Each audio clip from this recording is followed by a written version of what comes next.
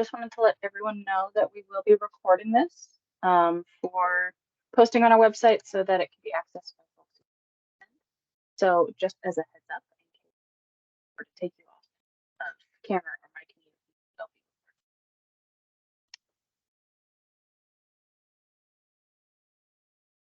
What I can do is we can go ahead and get started, and as folks come in, we'll be letting them in as we go. All right. Hi, everyone. My name is Madison Berry. I am the Specialty Crop Block Grant Program Coordinator for the State of Vermont Agency of Agriculture, Food, and Markets. And I'm here with Christina Sweet, would you like to introduce yourself, Christina? Hi, everyone. I'm Christina Sweet, and I'm the Assistant Director of the Agricultural Development Division here at the Agency of Agriculture.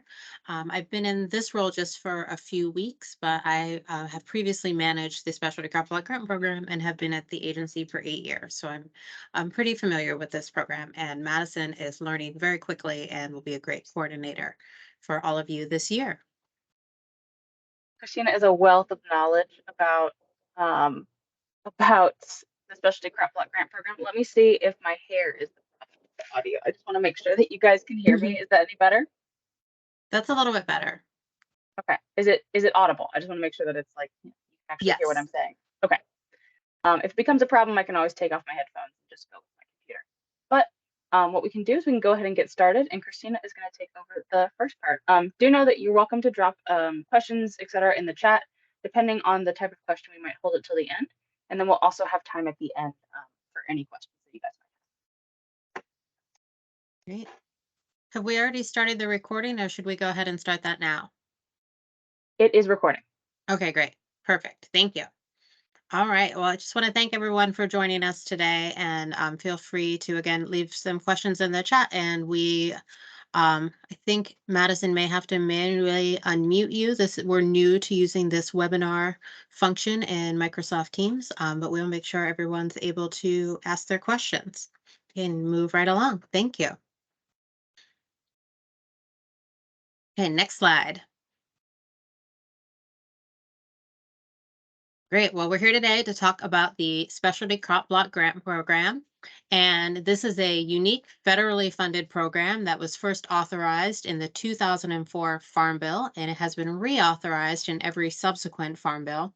And it is administered by USDA's Agricultural Marketing Service. So we administer the funds that we receive in Vermont, here in Vermont, and it's the same for all the rest of the states, the District of Columbia, and the U.S. territories, but we receive that funding directly from USDA AMS. So that's the block grant part of the Specialty Crop Block Grant Program, is the block grant that we receive at the Agency of Agriculture in Vermont. And the idea with a block grant is that it has a little bit more flexibility than other types of federal grants. And so we really get to decide how we want to invest these funds annually in the Vermont landscape. And the purpose of the program is to enhance the competitiveness of U.S. specialty crops. So next slide. You might be asking, what is a specialty crop? And you can go ahead and hit the next button. I think everything should appear. So quite a few items that we grow here in Vermont. All fruits and vegetables qualify as specialty crops. Also nursery, horticulture, and landscaping crops, Christmas trees, any processed products like jams or ciders that are made from at least 50% of the specialty crop. Honey, hops, maple syrup, mushrooms, all of these crops are part of the specialty crop definition. So things that are not specialty crops are, generally speaking, grains, even if they're sort of what we might think of as specialty grains, like rice grown in Vermont. Grains are not specialty crops. Dairy, meat, and poultry are not specialty crops. Next slide. And so the second part of the definition that's important here is, what does it mean to enhance the competitiveness of U.S. specialty crops? And USDA is really encouraging states to fund projects that encourage marketing and promotion of specialty crops, research and development for common issues that specialty crop producers might be facing, projects that addressed availability and access to specialty crops, and other local, regional, and national challenges for specialty crop producers. Next slide. And another item that it's important to share about this type of program is that it really funds projects as opposed to ongoing programming in a business or organization. So, some of the characteristics of a project is that it's a defined goal. There's a set of activities or tasks that are new or up above and beyond what your typical tasks or activities are. There's usually a planned approach and a timeline, specific budget and resources allocated to the project, including possibly a team of people, and clear start and end date. So, a project rather than an ongoing program really has a beginning and then it has an end. So, that is the type of uh, activity that this program can fund. Next slide. So we're going to talk a little bit about the Vermont Specialty Crop Block Grant Program. Again, that's sort of how we run the program in Vermont. And I'm going to pass it off to Madison to talk in more detail about how to apply for funds through this program. Awesome. Thank you, Christina. So yeah, we're really excited to announce our 2023 funding opportunity for the Vermont Specialty Crop Block. And similar to previous years, we have around two. Your audio still sounds a little bit wonky. It's like breaking up a Okay, little bit. okay. I'm gonna switch my audio real quick. Sorry, guys. Okay, is this any better? Much better. Great. Okay, we'll go with it. I got too high tech. I'm so sorry. And then I just want to make sure. Okay. So resuming, we just similar to previous years, we have around $200,000 to award annually. This year's no different. Any entity may apply. That's individual businesses, that's nonprofits, that's larger organizations, etc. Projects must benefit multiple producers. So this is not something that you can utilize. We'll kind of dig into all of this in just a second, but this is not something you can utilize for capital startup funds or anything that would only benefit you. It has to benefit a number of producers, whether that means that it is something that you disseminate later, that you trial a program or do a pilot program and disseminate that later, or if it's a marketing opportunity for multiple producers, it just has to benefit multiple. There is a match or cost share required, about 50%. It needs to address an issue, problem, or need for specialty crop producers, kind of the items that Christina just outlined. It needs to demonstrate outreach, communication, and partnership with producers. So again, it can't happen in a silo. If you're developing something that's going to benefit multiple producers, you should be working with them ahead of time, or either with individual producers or organizations, producer associations, et cetera, ahead of time to establish that sort of outreach and communication. And then the pre-application for this is due on February 28th. That'll be at 11:59 p.m. and we'll go into that in just a second. So again, any entity may apply, but all funded projects must benefit more than one specialty crop business, individual, or organization. So projects that are meant to establish or expand a single specialty crop business are not eligible. Individual farmers are encouraged to collaborate and apply as a group.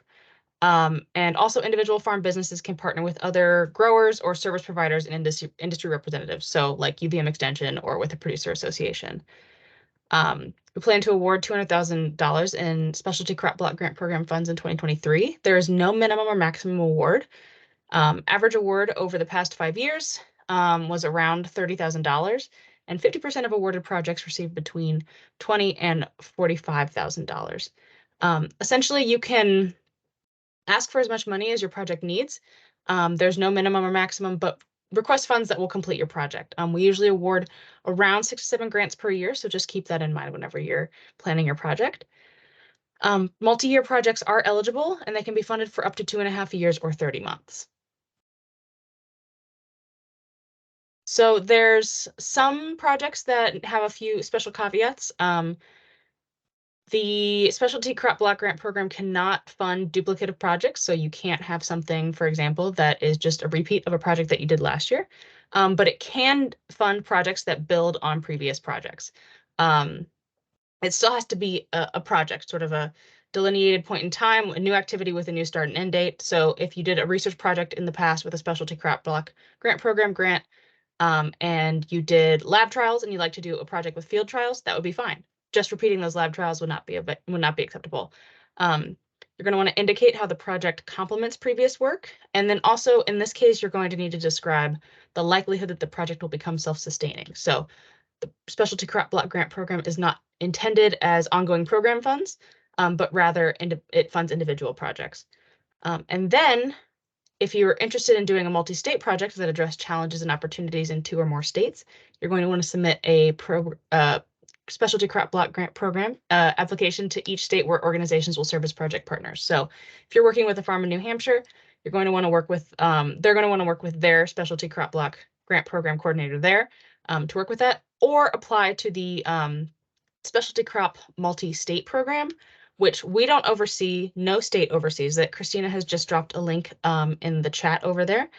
The USDA oversees that, so check that out there. You can also get in touch with us and we can sort of connect you with the right folks. The matching funds requirement. So all proposals must show matching funds equaling at least 50% of the grant.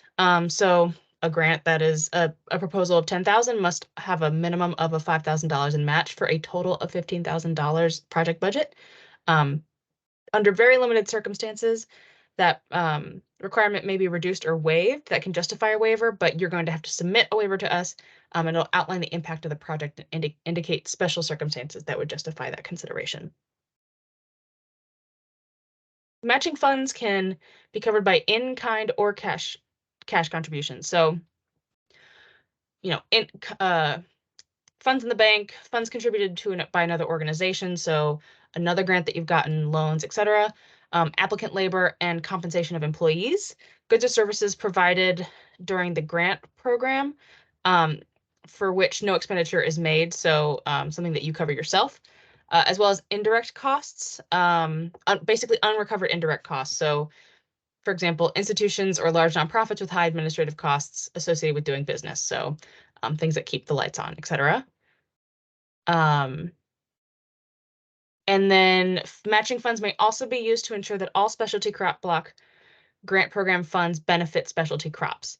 So there may be projects that, for example, a project promotes specialty crops through marketing agritourism. Non-specialty crop farms make up 40% of the farms that participate in it. The 50% match will account for any benefit the non-specialty crop farms could gain from the proposed project. Another example might be if 60%, if you're doing a matchmaking event for producers and buyers, if 60% of signups are specialty crop produce growers and jam makers, and 40% are dairy and beef producers, the 50% match would cover that benefit that the dairy and beef folks would get during the program. They basically want to ensure that all of the funds for this program go to specialty crop producers. Ancillary benefits are okay, but the thrust and focus of the project must be focused on specialty crop.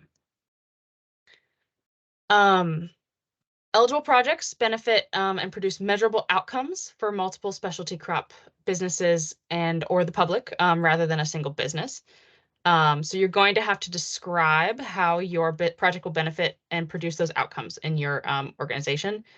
You will be encouraged to, if you're an individual business or a smaller organization or an individual, you're going to want to collaborate with industry representatives, so producer associations, fellow stakeholders, etc., to ensure that their project will benefit multiple businesses and address specialty crop industry needs. So we recommend, gathering documented support from other stakeholders and producers. It doesn't have to be a direct partnership, but make sure your project is of interest and supported by other stakeholders before going forward and saying that it actually benefits them. You can find a list of producer associations and their contact information at this URL. Christina might be able to drop it in the chat for us as well. It has a whole list of Vermont producer associations and is really, really helpful. Individual businesses can lead partnerships can lead projects in partnership with UVM Extension. And then again, projects that primarily benefit a single business, organization, or individual are not eligible for funding. We do have some information on business development on our website. You can also go through things like the Working Lands Program. A specialty crop organization, so eligible and ineligible projects. So let's take a look at it. A specialty crop organization requests funds to promote its organization. This is actually a tricky one because the organization can promote a product like Vermont apples, but it can't promote a specific organization like the Vermont Tree Fruit Growers Association. I'm sorry if anyone from there is on the call. It's just a great example. So that would be ineligible. I'm actually going to go ahead and, yep, there we go. An organization requests funds to conduct research on the feasibility of planting, cultivating, and growing a crop in a particular area and to share results with growers throughout the state. That would be eligible. That is something that benefits multiple producers, even though it is primarily a project that they are completing themselves.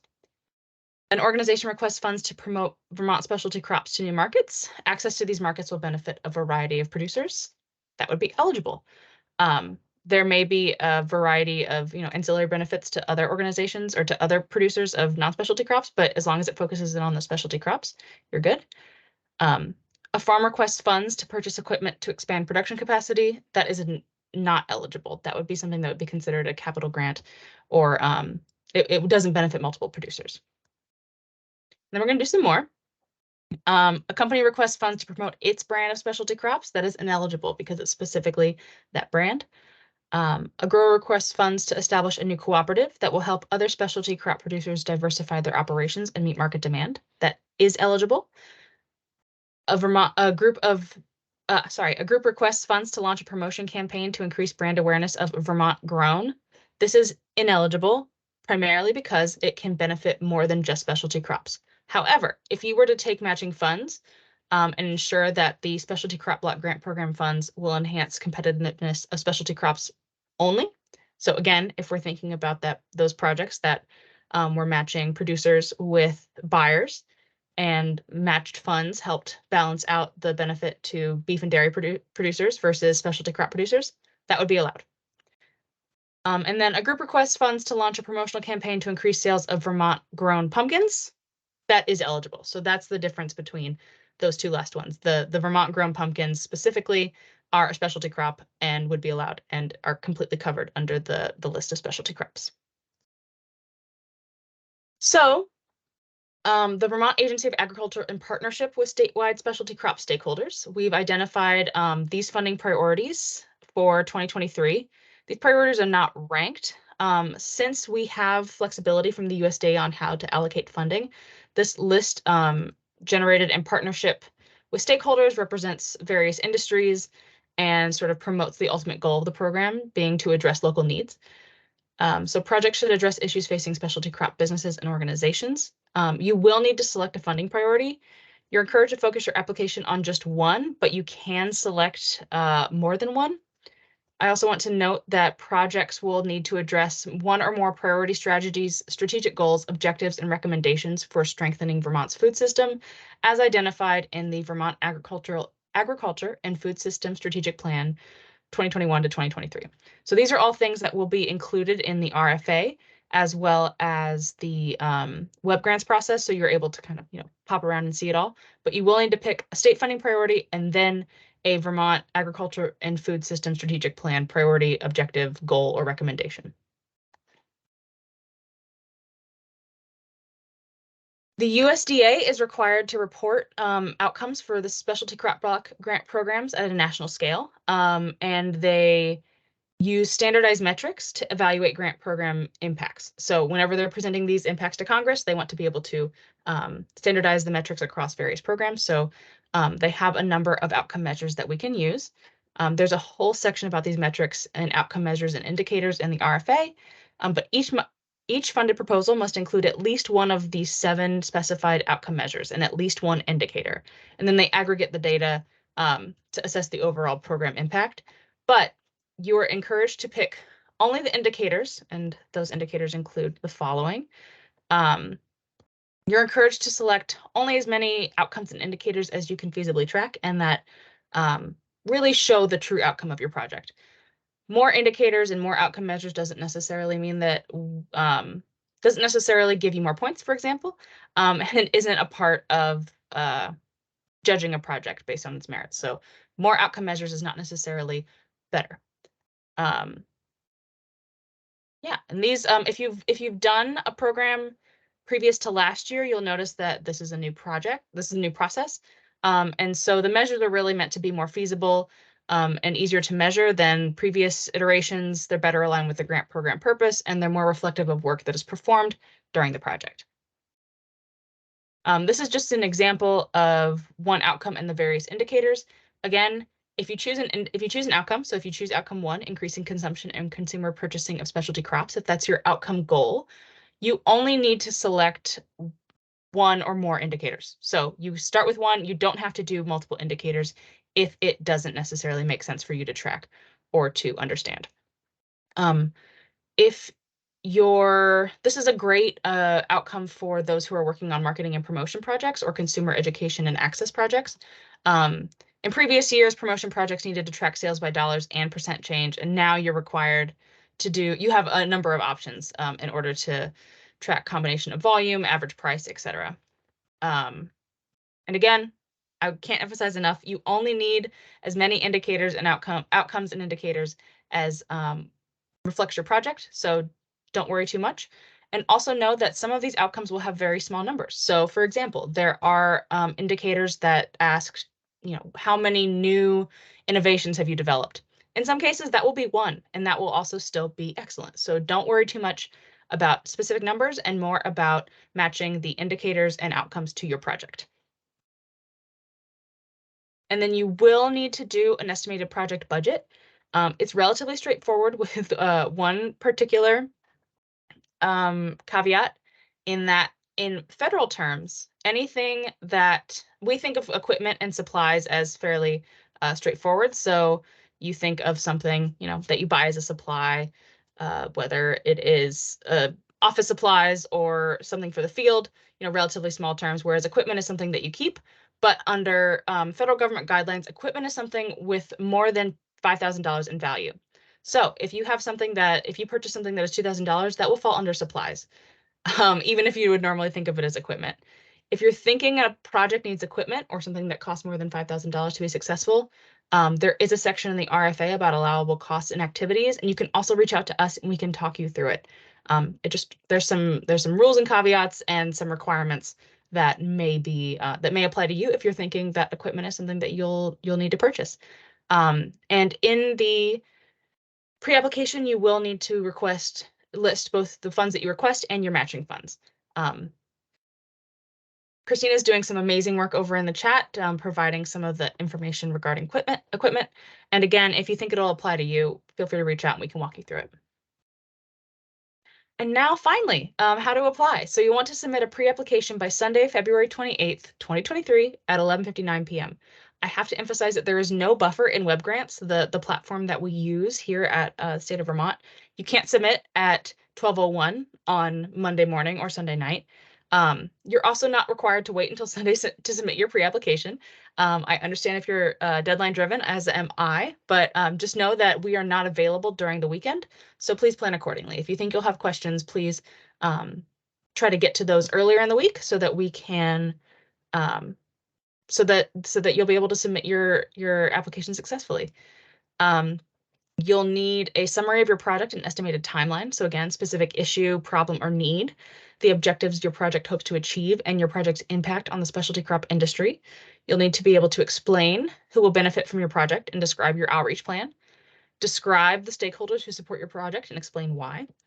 You'll need to choose one outcome measure and any additional if needed. So again, you only need at least one. You'll need to describe your monitoring and evaluation plan. So how are you going to track these outcomes and how are you going to determine whether or not your project was successful or achieved the goals that you set forth at the beginning of your project? And then you'll provide an estimated budget, including matching funds. The application process for specialty crop is a 2-part process. So you'll do a pre-application, it'll go through a review board, and then selected applicants will be invited back for a full application, and then awards will be announced. So a general timeline, basically, you are here at this 3rd row, February 2nd, doing the information webinar, but the next big date will be February 28th for that deadline. In March, we will, in early March, we'll gather our review panel and we will select the pre-applications that will be invited to submit a full application, and you'll be notified in March. In early to mid-April, there will be a deadline to submit a full application, and we will give the, oh, it is a Tuesday. Thank you for checking that, Andy. Thank you. Yes, so apologies for that. Some former information slipped through. So it is the 28th of February, the last day of February. And then early to mid-April is the deadline for full applicants, and you will be notified of your funding decisions in May. And then there's a series of things to go through with the USDA, and then the USDA will announce final awards in October.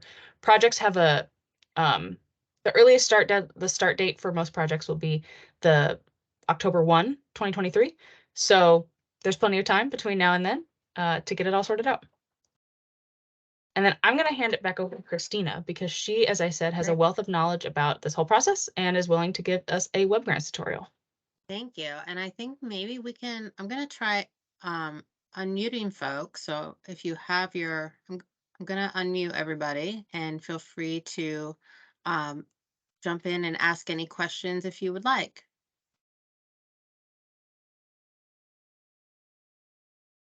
Not finding that I'm able to do it. Seems like I have to do it manually. So I'll go ahead and just try to do that. Unless there's a way to do it. I believe I everyone. can do it. Let me Okay, great. allow cameras. Sorry Well, about then that, I guys. will. There we go. Meanwhile, I will also share one thing about the sort of odd timeline for this program. So as you just saw in the past slide, we submit our application with all the projects that you've all applied for to USDA in a neat little package at the beginning of, what is it, beginning of June this year or beginning of May? They move it up every year. Beginning of May. Beginning of May. And then we receive our award from USDA in September. It has a September 30th start date. So that's like a pretty big gap, and you might want to get something started between May and September. There are, in some cases, possibilities for people to get started work a little bit earlier, especially if you're trying to like get more than one growing season in for your project. Generally, we can make some exceptions for up to 90 days before the start date of our federal award. So our start date of our federal award is always September 30th, so 90 days before that. And there is a little bit of a caveat around that, you know, it's funds are at that point it's sort of at your own risk because you haven't received a grant agreement yet. And if you know, we fully expect to provide a grant agreement once we've signed off on your project, but there could be a, you know, if for some reason the program implodes at the federal level, we wouldn't be obligated to reimburse you for any of those funds. But there is some leeway there for people to get started up to 90 days before the beginning of our grant from USDA. And James asked, are we able to get the information from the website? Yes, definitely. You can access the website at agriculture. I can actually put the link in the chat, agriculture.vermont.gov. I just dropped it, Christina. /specialty crops. Perfect. And you can download the full request for applications there as well.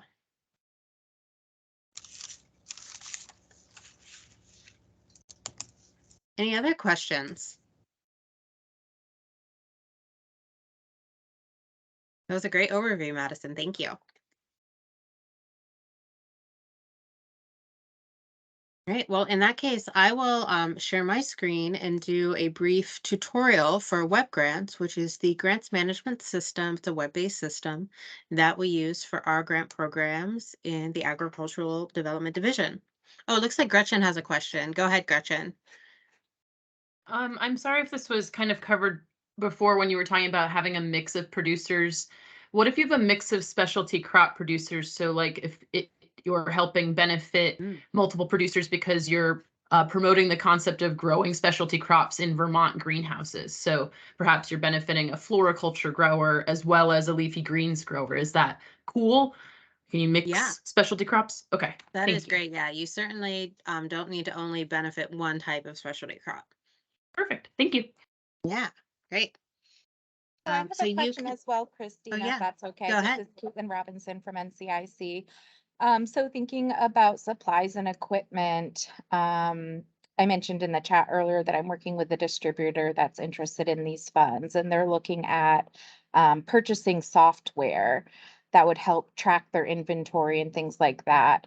I guess my basic question is that type of, I guess in this case it would be equipment because it's over $5,000. Would that be eligible even if there are specialty crop and non-specialty crop producers working in this entity? Well, there are kind of two questions there, and one would be, and I'm going to open up the request for applications now, the RFA, and pull up the specific section of the RFA, which is at the sort of at the end here. It is long because there's a lot of federal information, but and I probably should have just like used the table of contents, but here we are. So this is from the end, sort of the end of the RFA in the section called allowable costs and activities. And this is really where I'd recommend, this is on page 45 of the RFA, where I'd really recommend digging into that definition of equipment, because the definition of equipment is further subdivided into two types. One is called general purpose equipment, and that really means like equipment that would be used for like, you know, kind of your sort of general doing business activities. And for the most part, purchases of general purpose equipment under this grant is not allowed. So like, you know, a truck or a delivery vehicle would probably be considered general purpose equipment, and that would be not allowed under this program. Special purpose equipment is a little bit more special in that it has like a specific purpose that is directly related to the purpose of the project. So that could be like specific lab equipment. We have previously funded a nut press to press nut oils, and that was defined as special purpose equipment, and that was allowed because the purpose of the project was to help advance the Vermont nut industry and the possibility of more people making these specialty nut oils, and you can't do that without a press. So that is one thing to consider. Additionally, there are specific limitations in the federal program due to for IT equipment. So most of, I think something like a software program would actually probably not be allowable under this program, even if it only benefited specialty crop producers. So the definition here is unallowable for information technology systems having a useful life for more than 1 year, and that includes computing devices, ancillary equipment, software, firmware, and similar procedures. So, you know, there are, again, this gets because of that $5,000 threshold. If you need a computer to complete your project, that might actually be okay, because if it's a computer that costs less than $5,000, but most types of software or other IT technology would not be allowable under this program if it meets that threshold of $5,000 or more. Okay, thank you for that. That's very helpful. Sure.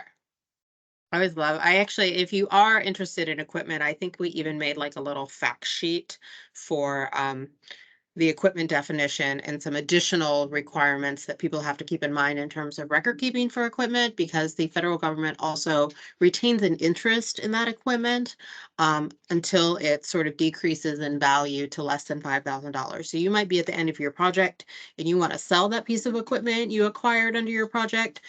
You actually need to, if it's still worth more than $5,000, we still need to request information from the federal government. In some cases, if you were to sell that equipment, you would need to pay the federal government back part of the sale price. So it gets very complicated in the equipment realm. But looks like we have another question from Mark. Hi there. I am coming from an individual business centered around trying to mitigate food waste and find take value from latent value in our food system, specifically around vegetables. And what I'm curious about is we're looking for, and this falls under the equipment conversation, but it's a specialty piece of equipment that allows us to make our product. And our project is this a scalable, is this a scalable product that we have? That is our project. And what I'm wondering is, one, are we eligible? And two, what are the requirements if we were eligible once our project has ended with this piece of equipment? I mean, technically, it may be used for something else that we don't know about. What's our responsibility in that case? Yeah, I think, at the terms of the end of your project, it really is something that we treat on a case-by-case basis, and we'll usually bring in our grant program manager at USDA for that discussion, because it depends on a lot of different factors. Like if you want to retain the equipment and use it for something else, that might be a possibility. It really depends on future use and value of the equipment. In terms of whether the project is eligible under this program, I think, individual businesses are certainly able to apply, and we have funded projects led by individual businesses, but you really want to be able to show that you have that demonstrated partnership and support from other stakeholders in the industry, so that you can really make that case that your project benefits more than one business. Great, thank you. Yeah. And James's question was about honey harvesting equipment. So again, that may very well be eligible. Again, if your overall project is eligible, that may be an eligible cost. Seeing a question from Mark or Mac, sorry. You answered my question. Sorry, I think my hand Great, is still thank you. raised. Great, these are really great questions. So I'm going to go to web grants, which you can link to from our website. It's also just agriculturegrants.vermont.gov. And if you haven't used web grants before, if you've applied to a different grant program, you already have an account in web grants, that's great. You do not need to create another account. But if you haven't applied before, or you haven't used web grants before, you can go to the click here to register button, fill out your registration information, hit submit, and then just note that it'll take 1 to 2 days to process your registration. So we do review registrations mostly to make sure that we don't have kind of fake registrations, and also so that people don't create multiple accounts in the system, which can get a little confusing. So our grants management staff will process your registration. You'll receive an email after that is complete with your login information. So just to keep in mind that if you're thinking about applying, go ahead and register now so that you have that login information when you want to start your application. So I'm going to go ahead and I'm actually going to maybe log in, not as me, but as our test account, probably safer. And then what you'll see, there will be more things on this screen because this is the account we use to test everything. But you'll see a little dashboard here, and on the left-hand side, you'll go to funding opportunities. And if the funding opportunity, the status is green and posted, that's where you want to go. And we'll see here. So for example, the Agency of Agriculture currently the Division of Agricultural Development currently has 4 funding opportunities open. We have our Dairy Business Innovation Center grants. There's our Big E vendor application, which I guess in some ways isn't really a grant, but an opportunity to vend at the Big E building in Springfield, Massachusetts, and our 2023 Specialty Crop Block Grant Program. So you can click anywhere on that line. And typically you won't see all of these test applications here. If you scroll down, you'll see some general information about the program. Very similar, it's really just copied from the RFA, but you can also link to a copy of the RFA and to the our program webpage, to the grant terms and conditions, and to this page on our website, which is actually a sort of step-by-step how to apply page. So I'll drop that in the chat as well. And so when you don't have the opportunity for a live tutorial, you can really follow these steps to submit your application. So what we want to do here on the funding opportunity page is click Start New Application. And then you'll get you'll get a little form here where you can put your application title, whatever that may be.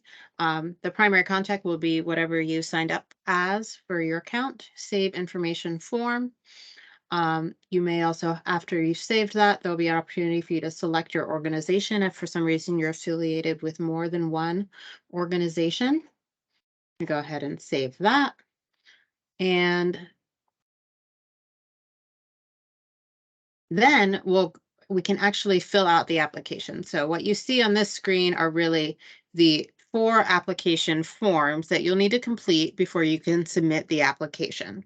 So we've already completed this general information form. The next form is applicant and program information. So this is where you're just filling out your name and contact information. If you are awarded a grant through this program, you'll need a unique entity identifier. This is for folks that are familiar with federal government systems. This is the number that replaced the DUNS number that was previously required for anyone receiving federal funds.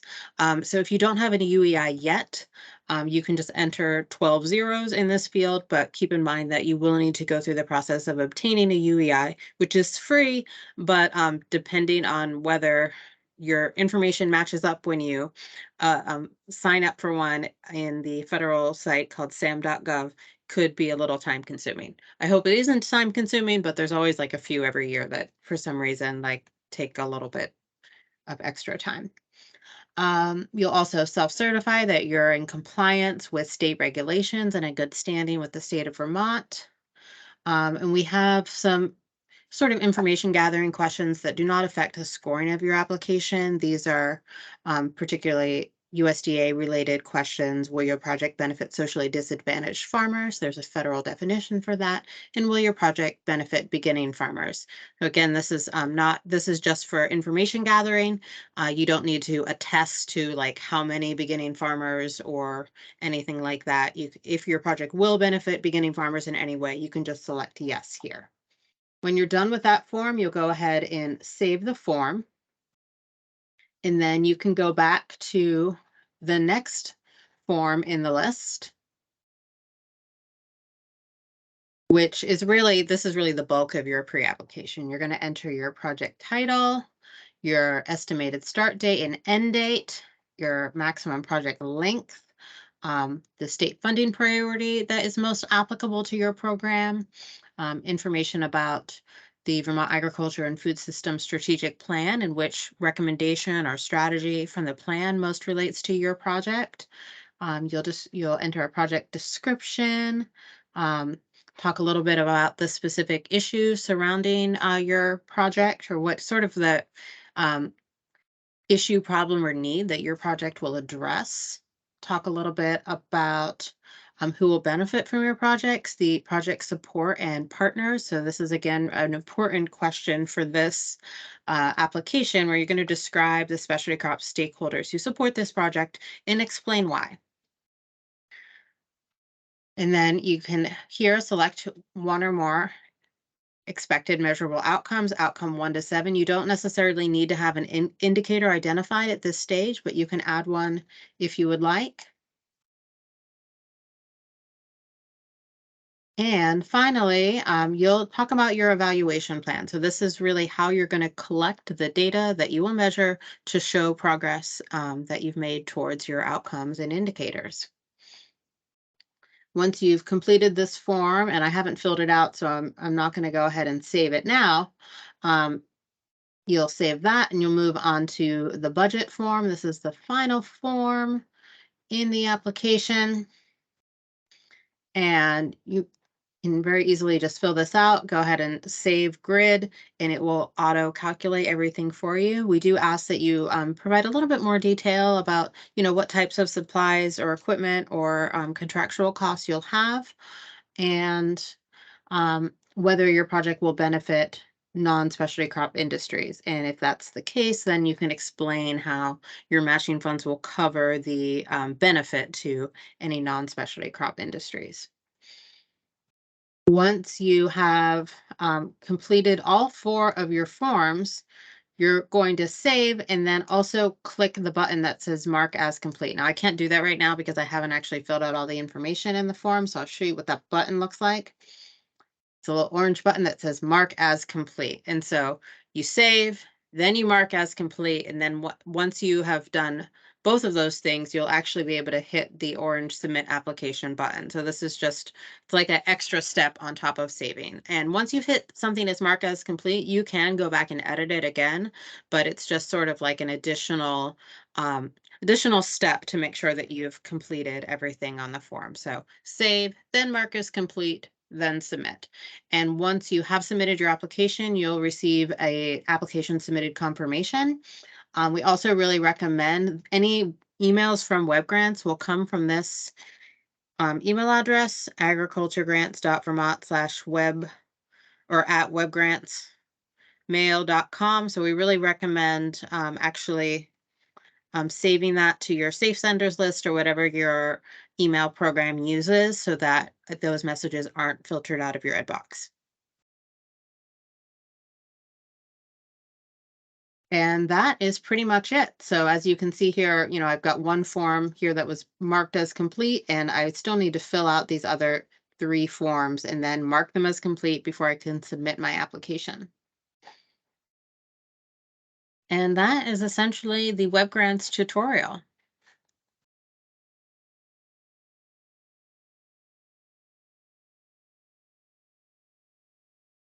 Thank you, Christina. You can see why we recommend you just get a feel for web grants if you've never used it before, and start entering your information well before the deadline, just so that you are comfortable that you're ready to go whenever the deadline does hit. And one other tiny thing that I recommend with web grants is that we really recommend if you are rather than typing your application information in the forms for some of those text boxes, you can, generate that text in a word processor or in a Word doc and then cut and paste it into the form. However, when you do that, any special characters like an ampersand or quotation marks will turn into question marks. So it's sort of like a lot of newer programs have figured out how to make that not happen with special characters. But web grants is a little, must use slightly older code. So just keep in mind that once you've cut and pasted your text into web grants, you'll want to go back and just double check those special characters and make sure you've adjusted them. You may also find success with right click paste as text instead of, or paste as plain text. That can sometimes be a helpful way to wrangle it. Yes. That's another good tip. Do we have any other questions, either about web grants or about the grant as a whole?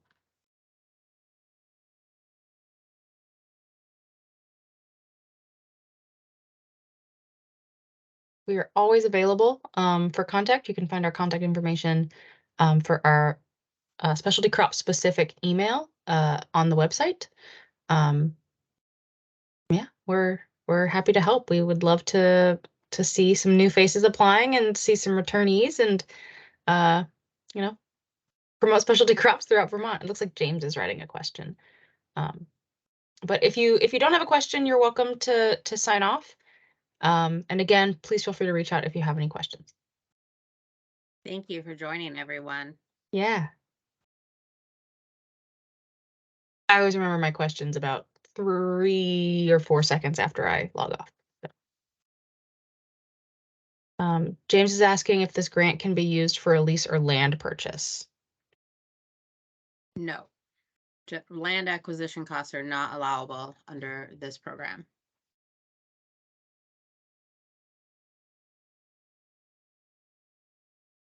Although I will say that leasing may be actually a possibility. Yeah, so allowable for rental costs of land and building space. Yeah, just real quick. Yeah. What I was thinking of doing is, so I live down in Stockbridge, and I'm revamping a farmer's market here. So I'm looking to lease property that's very close to my house to just try to support a recent widow, who has a horse farm less than a mile from me in a nice open field. So I was trying to put a proposal together because I'm a beekeeper, known the Vermont Beekeeper Association and a Vermont certified beekeeper. I'm trying to do a research study project to do more indigenous grown plants and flowers, as well as other specialty crops like berries and pumpkins. So it's more like a family-oriented thing where it can be a pick your own thing, as well as do my honeybee research and sell honey, etc. So that's why I throw that idea out about leased land opportunity. Yeah, so that It's is, kind it of a is, challenge. yeah, it is allowable if it's specifically leased and there's an end date to the lease. So a lease to own is not allowable, but and that land is required to be successful with your project.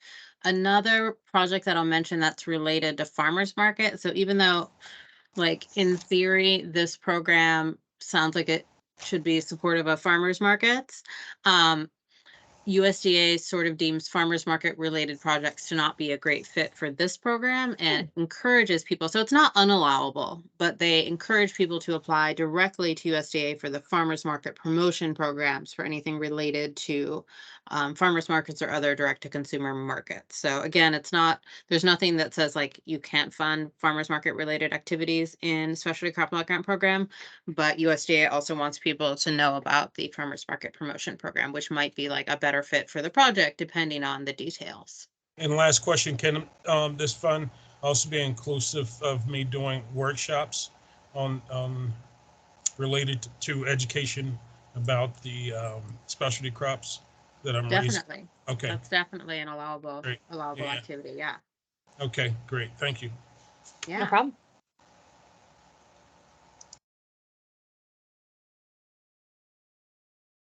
Anybody else have questions?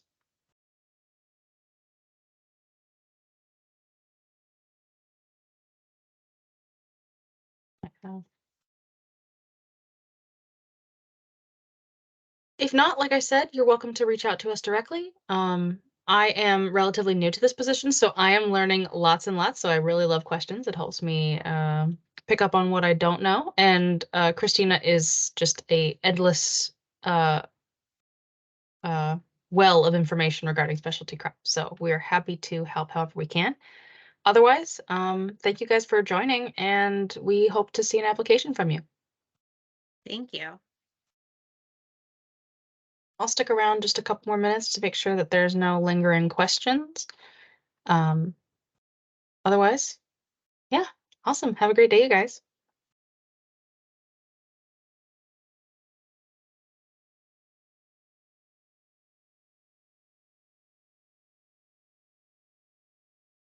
I'm gonna stop recording.